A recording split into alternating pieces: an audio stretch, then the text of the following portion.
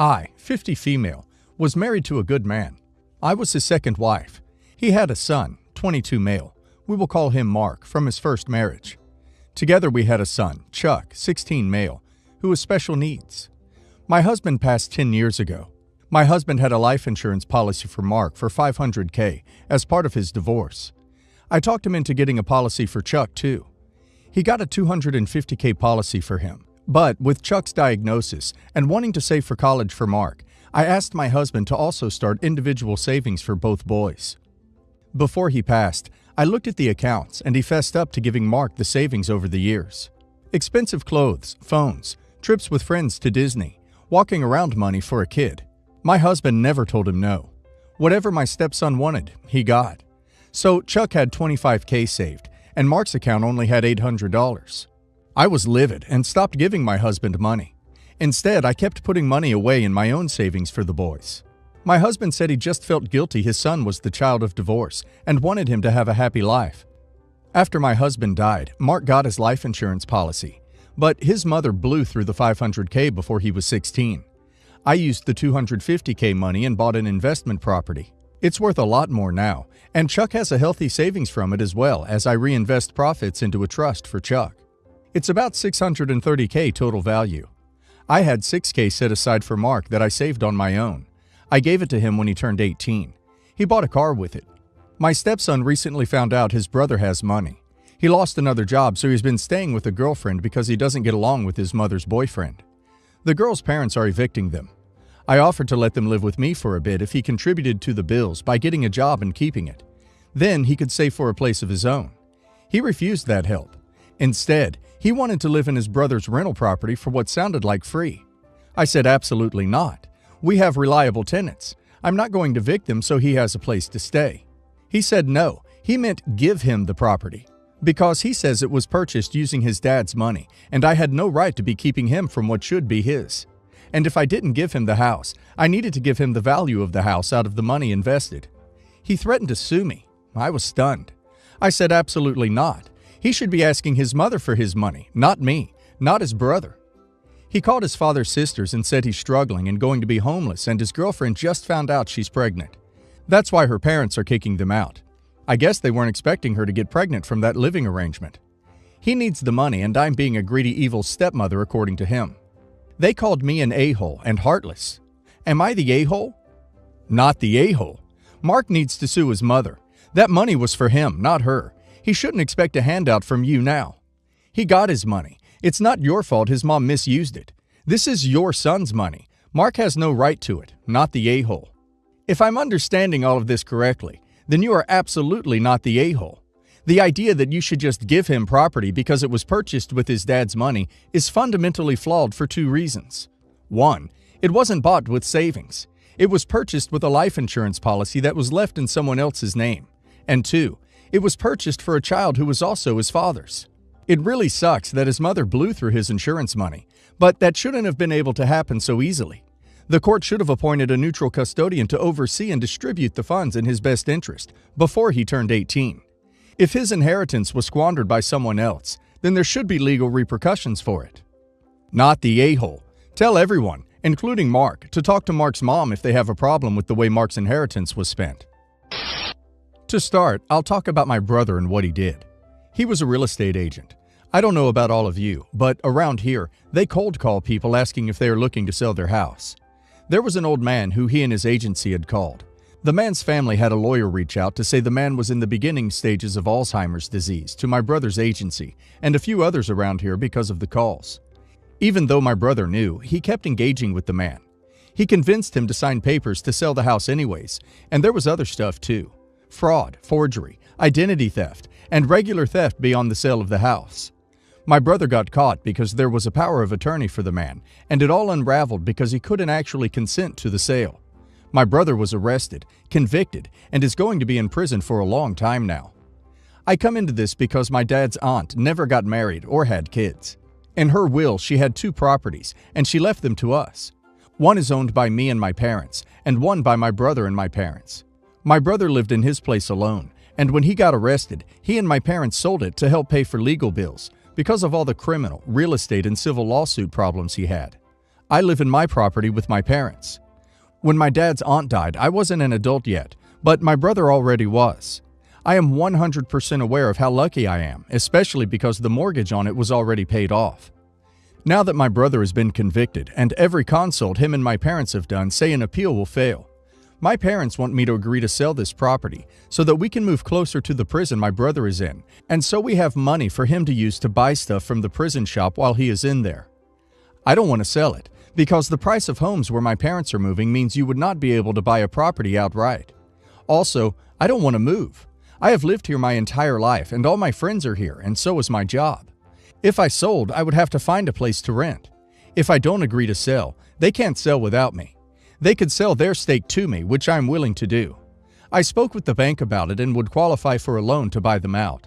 But my parents don't like this because it means less money for them, and only fair market value. It's led to fighting because my parents accuse me of not being a supportive sister to my brother. If they don't move to visit him, they would have to stay in a hotel overnight because of the distance. They have also delayed their own retirements by years and want to start over with a mortgage or to rent because of the move. If I didn't agree to sell, would it make me an a-hole? I love my brother, but I don't like what he did, and I think he belongs in prison. I just don't want to screw myself over because I know I am so lucky to have this property. Not the a-hole. Do not sell. Your brother made the mistake, so why should you have to suffer? If your parents want to move closer to his prison, good for them. Doesn't mean you have to completely change your life because he was a crook. Not the a-hole. If you legally don't have to sell it, you shouldn't be forced to. Like, that's literally why your brother is in prison. Not the a-hole. Your parents aren't acting with your best interest in mind, only what they want in your brother. The smart move is to buy them out, have the house for yourself, and they can figure out the rest on their own. You cannot be responsible for their or your brother's irresponsibility. They already sold one house, likely hundreds of thousands of dollars. Take care of yourself. Where possible, visit your brother and offer him moral support. Don't jeopardize your future for his crimes. My 31 male cousin, 28 male, is expecting his first child with his wife in December. My cousin and I were very close growing up, but 10 years ago I got a job out of state and we lost touch. I moved back last year, but we still don't see each other much. However, I've noticed he's changed a lot. They hosted their baby shower at an outdoor venue. I have a 6-month-old with sensitive skin, so we let them know we would go for a short while. My cousin's response was to just send wife home with baby and stay and party with them.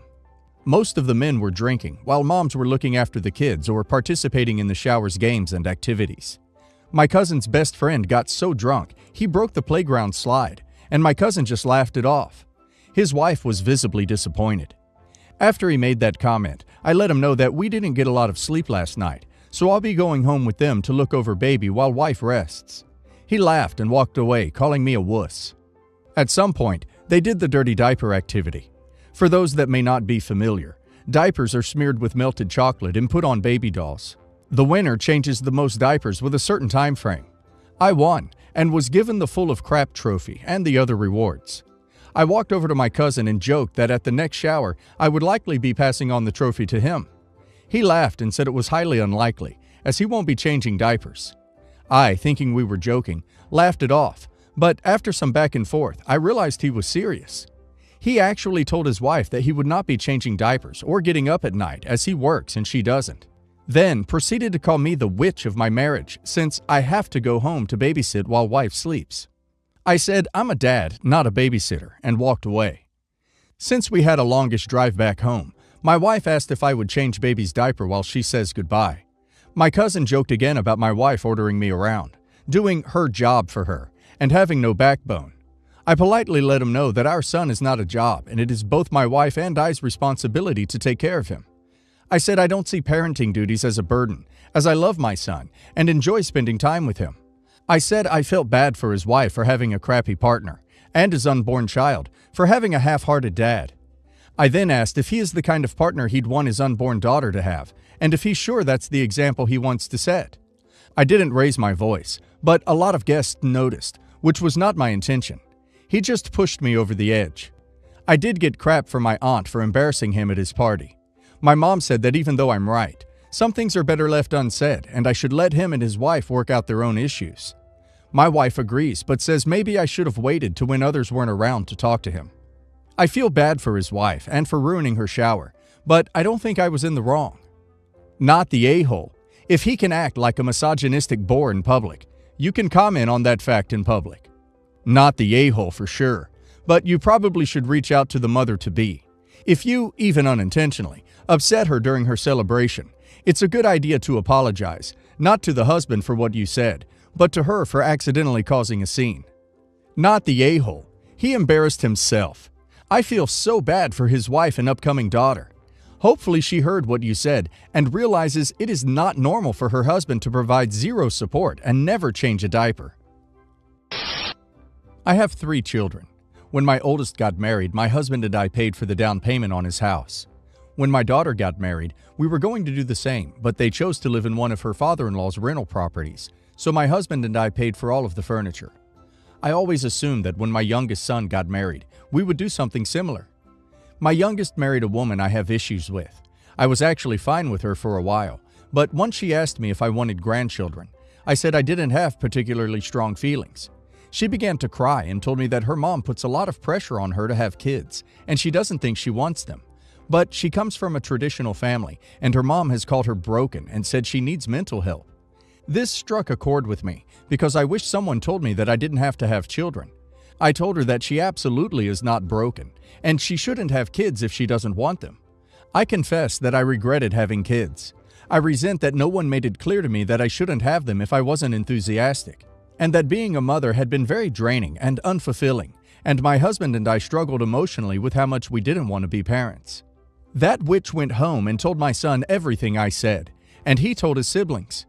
She said he had the right to know that I didn't love him, which isn't what I said at all. Then she implied I was stupid for having kids I didn't want, but she was considering doing the same, so she can't be that smart either. This caused a lot of family drama, and I told her that I'll never forgive her and I'll never view her as family.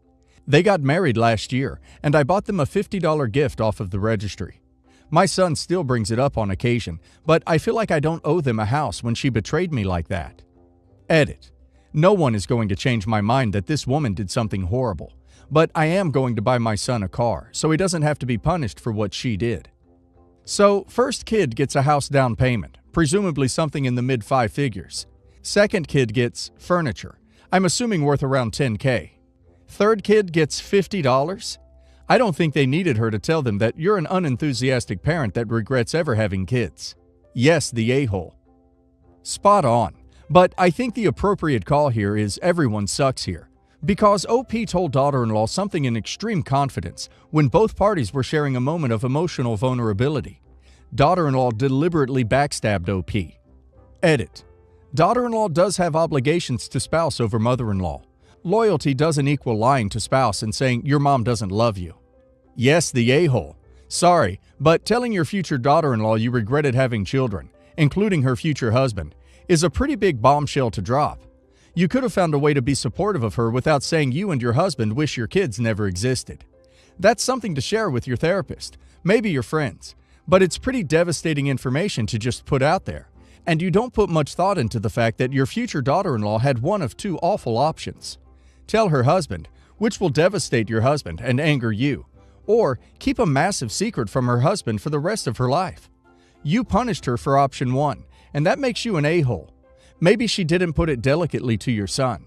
I assume you weren't there and just heard about it secondhand. But at least she was kind of on your side since she agrees with you. But there's no good way to let someone know your mother didn't want you from the moment you existed.